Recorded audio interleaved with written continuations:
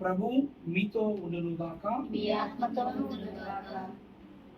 పునీత యోహాను గారు రాసిన పవిత్ర సువిశేషముని భాగము. ప్రభువా మీకు మహిమ కలుగునుగాక. యోహాను సువార్త 15వ అధ్యాయము 1వ వచనం నుండి 8వ వచనం వరకు. నేను నిజమైన ద్రాక్షావళిని, నా తండ్రి వ్యవసాయి. నా యందు ఫలింపని ప్రతి కొమ్మను ఆయన తీసివేయును. ఫలించు ప్రతి తీగ అధికముగా ఫలించుటకై ఆయన దాన్ని కత్తిరించి సరిచేయును.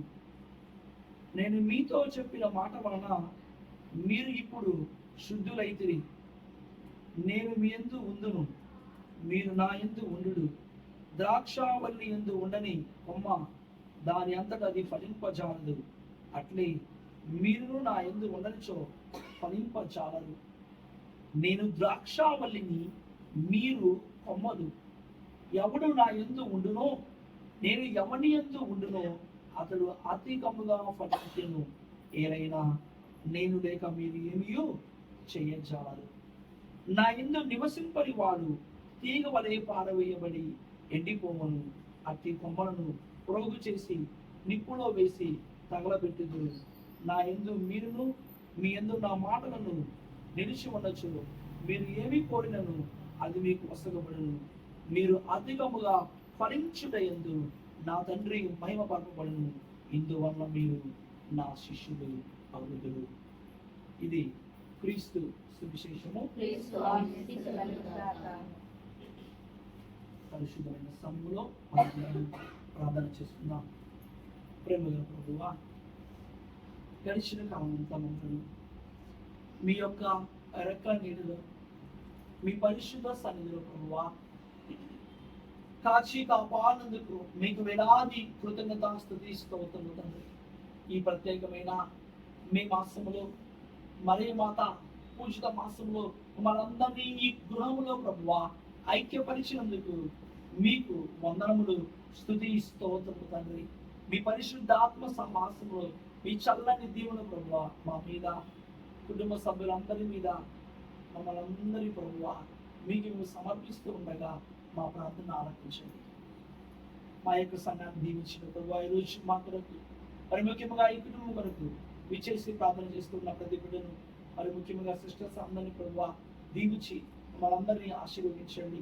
ఈరోజు మేమందరము ధ్యానిస్తున్న ప్రభువా మీ యొక్క వాక్యాన్ని మేము మీ యొక్క దివ్య చిత్తానుసారముగా గ్రహించే శక్తిని, మీ యొక్క దివ్య చిత్తానుసారముగా పాటించే అనుగ్రహములను, మీ పరిశుద్ధాత్మ శక్తిని, మీ పవిత్ర ఆత్మ ఫలములను మా మీద నిండుగా మెండుగా కృంభరించమని ఈ మనవులను మన యేసు క్రీస్తు దివ్య నామములో అడిగి ప్రార్థిస్తున్నాము తండ్రి. ఆమేన్. తండ్రి వందనం, తండ్రి వందనం, తండ్రి స్తోత్రం, తండ్రి స్తోత్రం, యేసువా వందనం, యేసువా వందనం, యేసువా స్తోత్రం, యేసువా స్తోత్రం, ఆత్మదేవా వందనం, ఆత్మదేవా వందనం, ఆత్మదేవా స్తోత్రం, ఆత్మదేవా స్తోత్రం. Praise the Lord, praise the Lord, praise the Lord, praise the Lord, praise the Lord. Praise the lord.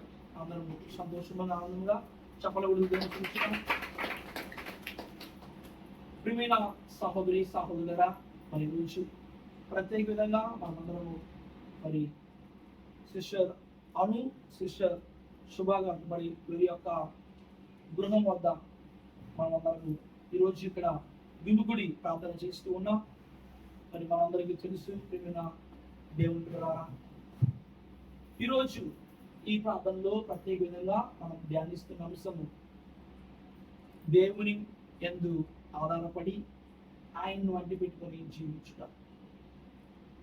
దేవుని యందు మనమందరము కూడా మరి ఆయన యందు ఆధారపడి ఆయన్ను అంటి పెట్టుకుని జీవించే బిడ్డగా మనం మారాలి. పరిశుద్ధ గ్రంథాన్ని మనమందరము కూడా ధ్యానం చేసినట్లయితే కీర్తన గ్రంథము 33వ అధ్యాయము, కీర్తనలు 33వ అధ్యాయము 18వ వచనంలో మనమందరం కూడా ధ్యానిస్తూ ఉన్నాము. కీర్తన గ్రంథము 33వ అధ్యాయము 18వ వచనం.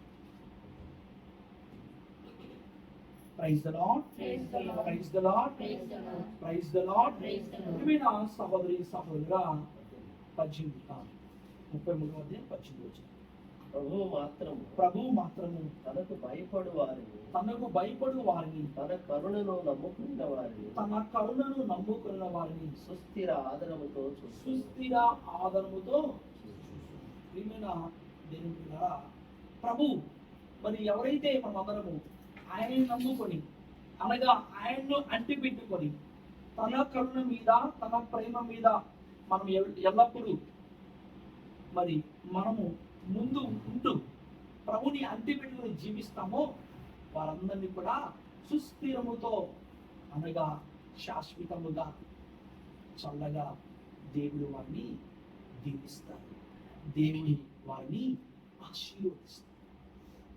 ఇది మనం మన యొక్క జీవితంలో వ్యక్తిగత జీవితంలో గుర్తుంచుకోవాలి.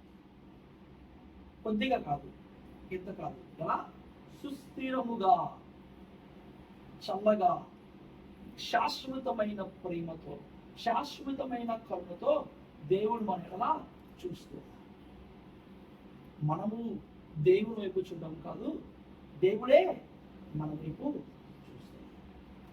మనం దేవుడి వైపు చూసినప్పుడు కాసేపు చూస్తాము, మళ్ళా కొన్ని రోజులు పక్కకు వెళ్ళిపోవచ్చు. వివిధ కారణం ద్వారా వివిధ సందర్భాల ద్వారా పాపం వల్ల కావచ్చు, వేరే కారణం వల్ల కావచ్చు, మనం కాసేపు చూస్తాము, మళ్ళా పక్కకు చూడవచ్చు. కానీ దేవుడు మనల్ని చూస్తే ప్రియమైన సహోదరి సహోదరుడా మనల్ని ఎప్పుడు కూడా నిలిచాడు. కాబట్టి దేవుని యందు మనం అందరము కూడా ఆయనలో ఎదిగినప్పుడు మనము సంతోషముగా ఆనందముగా ఉంటాం. అదే మనం గ్రహించి ఉన్నాము. యోహాను సువార్త 15వ అధ్యాయం 5వ వచనంలో మనం ధ్యానిస్తున్నాం. నేను ద్రాక్షావళిని, మీరు కొమ్మలు, ఎవరు నా యందు ఉండునో నేను ఎవని యందు ఉండునో అతడు అధికముగా ఫలించును. ఏదైనా నేను లేక మీరు ఏమియో చేయించాలి. వాక్యం చదువుకుందాం, ధ్యానం చేసుకుందాం. 15వ అధ్యాయం 5వ వచనం.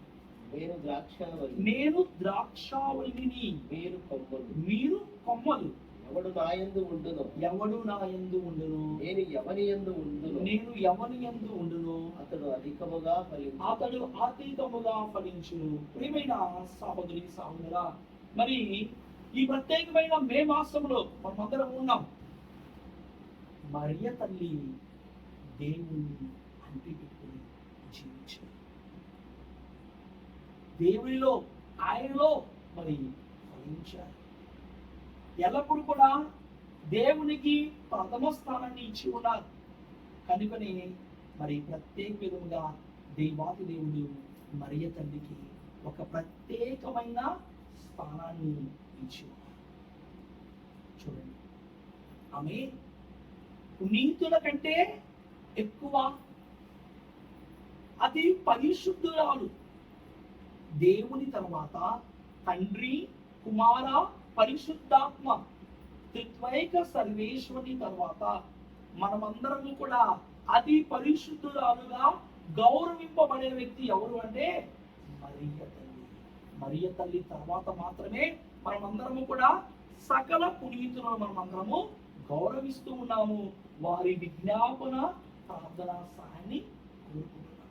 అందుకే ప్రియమైన దేవుని బిడ్డ, మరియ తల్లి దేవుణ్ణి అంటిపెట్టుకుని జీవించినది. కనుకనే మనమందరం ఆమెను అతి పరిశుద్ధురాలు మనందరికీ మాత్రమే.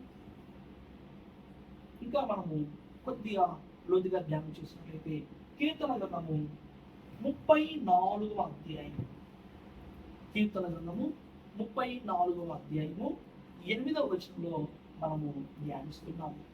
పరిశీలించి చూడు ప్రభు ఎంత. వాక్యం చదువుకుందాం.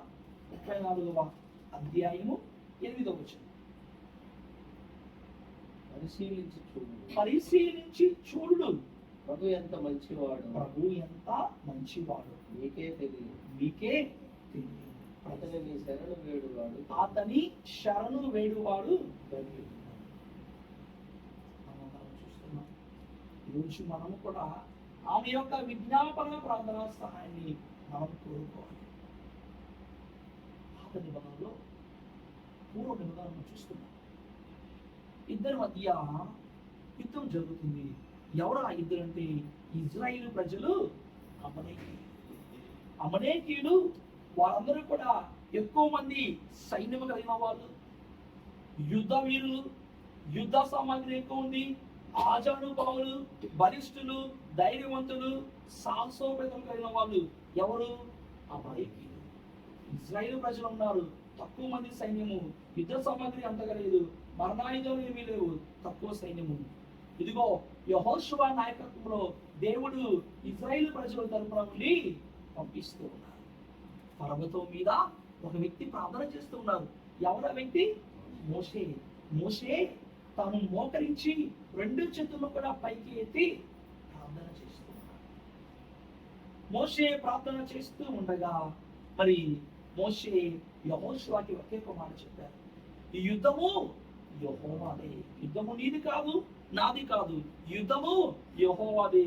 దేవుని అంటిపెట్టుకుని జీవించుదాం, దేవుని మీద భారం వేసి ముందుకు వెళ్దాం. తక్కువ కావచ్చు, చిన్నవాళ్ళు కావచ్చు, ఒకవేళ వీళ్ళు ఆజానుభావులు కాకపోవచ్చు, కానీ యుద్ధము యెహోవాదే అని ఇజ్రాయిల్ ప్రజలు అమలేకుల మీద, బలిష్టం కలిగిన వాళ్ళ మీద, ధైర్యం సాహసవంతుల మీద యుద్ధానికి వెళ్ళాడు.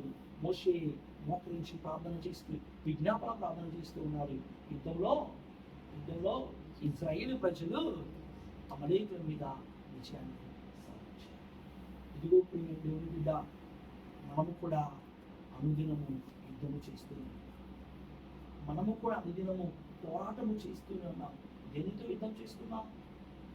ప్రియమైన సహోదరి సహోదరా, లోకాన్ని జయించడము చాలా సులువండి, యుద్ధంలో జయించడము చాలా సులువు. నిన్ను నీవు జయించుకోవడము చాలా కష్టం. నిన్ను నీవు జయించుకోవడం చాలా కష్టం.